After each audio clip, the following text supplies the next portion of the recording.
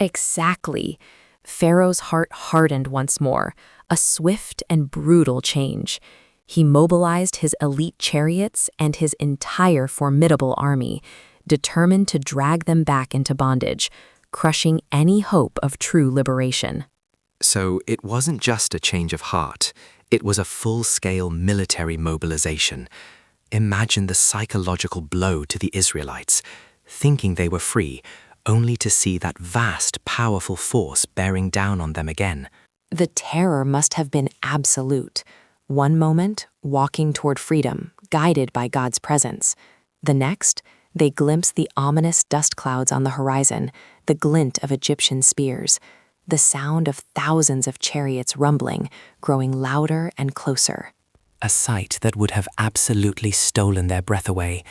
That celebration of freedom, instantly replaced by the raw, primal fear of being recaptured, or worse, destroyed. They had literally nowhere left to run. Oh, absolutely. It's terrifying. Pharaoh gathers his best chariots, his entire army, hot on their heels. The Israelites look back. Dust clouds, glint of spears, rumble of thousands of chariots. A crushing sight. 1 minute celebrating freedom, the next staring death in the face. Yeah, not just death from the army, but they're literally between a rock and a hard place, aren't they? Red Sea in front, impassable, and Pharaoh's military machine bearing down from behind. The ultimate no-win scenario. I can hear the panic. Oh, the panic was real, James. The Bible describes their fears so vividly.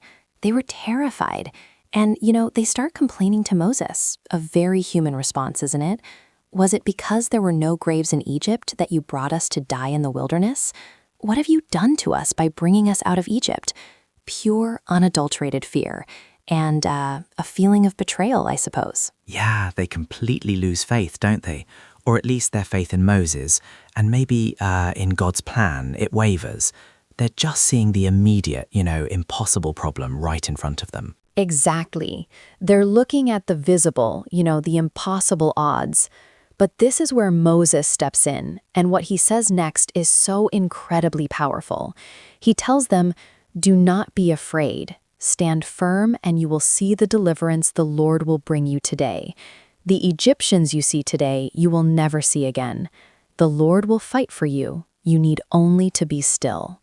Wow, be still. That's a tough ask when a whole army is about to, overwhelm you. But then what happens? God actually speaks to Moses directly, right?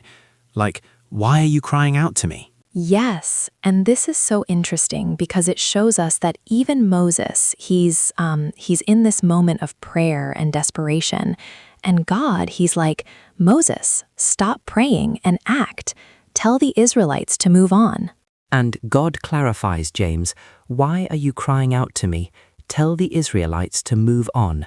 And you, Moses, raise your staff and stretch out your hand over the sea to divide it."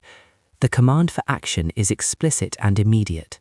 So it's like God saying, "I've got the power, but you've got to take the step, Moses. You've got to show that obedience, that faith, even when it looks utterly bonkers to stretch your hand out over a sea." Precisely. It's that beautiful interplay, isn't it? God's omnipotence and human obedience. And it's not just Moses acting alone. The angel of God, which had been going ahead of the Israelites, it actually moves behind them, forming a barrier, a wall of darkness between them and the Egyptians. It's this incredible divine shield. That's an amazing detail, the angel moving to protect them. So then Moses, he obeys, raises his staff, and what happens next is just mind-blowing, isn't it? The sea actually begins to part, transforming for them. Oh, imagine.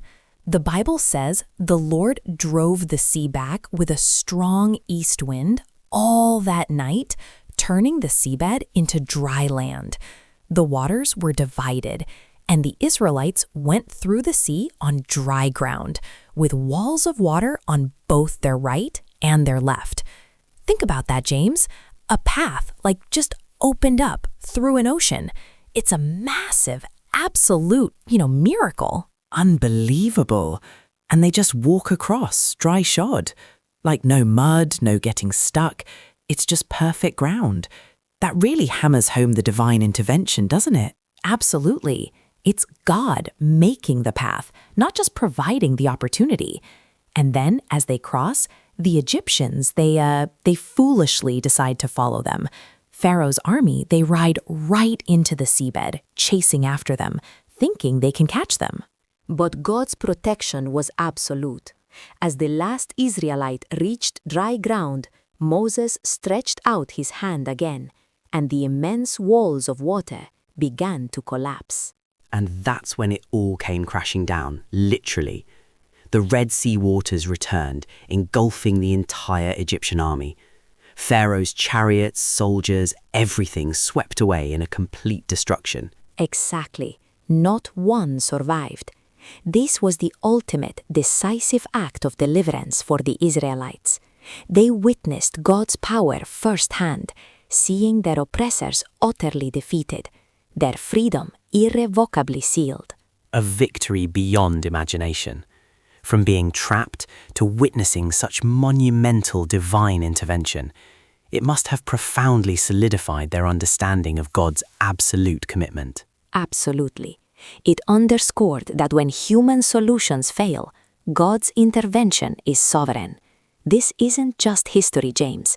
It's a profound lesson in faith, obedience, and divine deliverance for every generation.